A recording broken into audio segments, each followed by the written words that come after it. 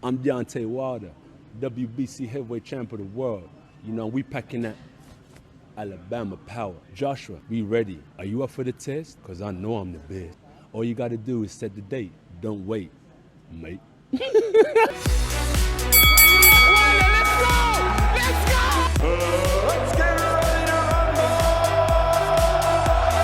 To this day, I'll come in your backyard, baby, for that, my man. I'm pound for pound the baddest man throwing down. to this day.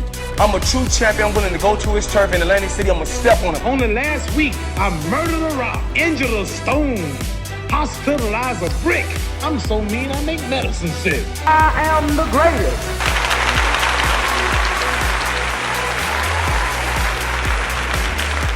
Anthony Joshua has sparked the LDBC into an absolute frenzy because now he's talking about fighting Deontay Wilder before he fights Tyson Fury next year. Now, there's a couple of things there. First of all, I hope AJ's not overlooking the obstacle he has to overcome before thinking about the next fight in Alexander Usyk. But it's kind of funny because we know exactly what went down a couple of years ago with the whole backwards and forwards. You're ducking me, no, you're ducking me. The 50 million offer, then the 100 and odd million offer from DAZN to Wilder, and it was just one big political mess. What could have changed now to even make this fight actually happen? One of the things that springs to mind for myself is kind of a thing where it might not matter as much as it did before to prevent these two from fighting each other. And what I mean is in the political sense. Let's say, for example, Anthony Joshua is unsuccessful against Alexander Usyk in a rematch. I don't believe that's going to happen. I think AJ's going to do the business. But let's just speak hypothetically. He doesn't get his belts back. Wilder and Joshua will be in a very similar situation. So there'll be no belts on the line, and all they'll be fighting for is to maybe potentially kind of keep each other relevant.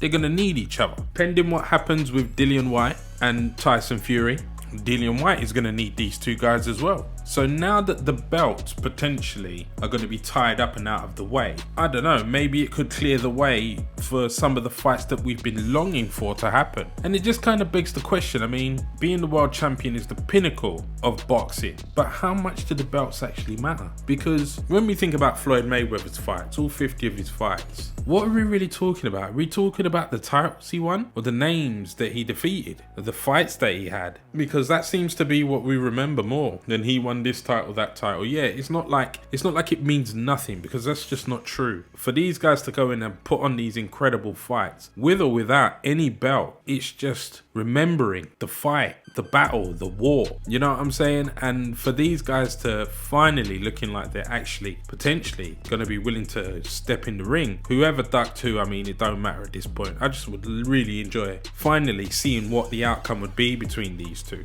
So Anthony Joshua is obviously going into the rematch with Alexander Usyk, and he signed his deal with Matchroom for the rest of his career, however long that may be. But he isn't signed to any particular broadcaster. So an interview with Adam Smith suggests that there could be a strong possibility that his rematch with Usyk could be on Sky Sports.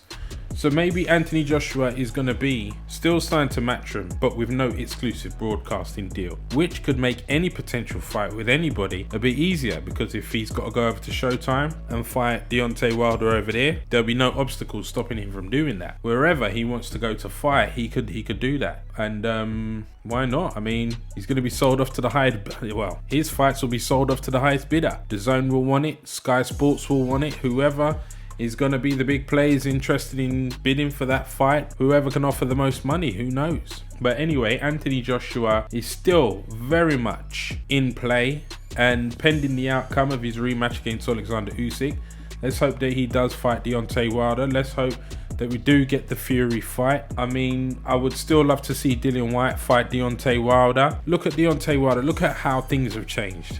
I'm very, very impressed with how just conducting yourself a certain way, going out there and fighting your heart out, making no excuses, can change people's opinions about you. And Deontay Wilder's a perfect example of that, because all of these guys, I'd love to see him fight. I really, really would. And I just find it amazing how without the belts, things have just suddenly taken a bit more of an interesting shift. People are more open to the idea of potentially fighting each other when there's a lot less at stake. But at the same time, there is still a lot up for grabs because you got the bragging rights. Hey, I beat you. You understand what I mean? So let's wait and see what happens with that one. Guys, make sure you like, comment and subscribe to help the channel continue to grow. Thank you for all of the support so far. We've still got a competition going, giving away a whole slew of boxing related prizes at the 500 subscriber mark. And with Christmas coming up, be sure to click the Amazon affiliate link for all your required Amazon shopping. I will catch you on the next video. Peace.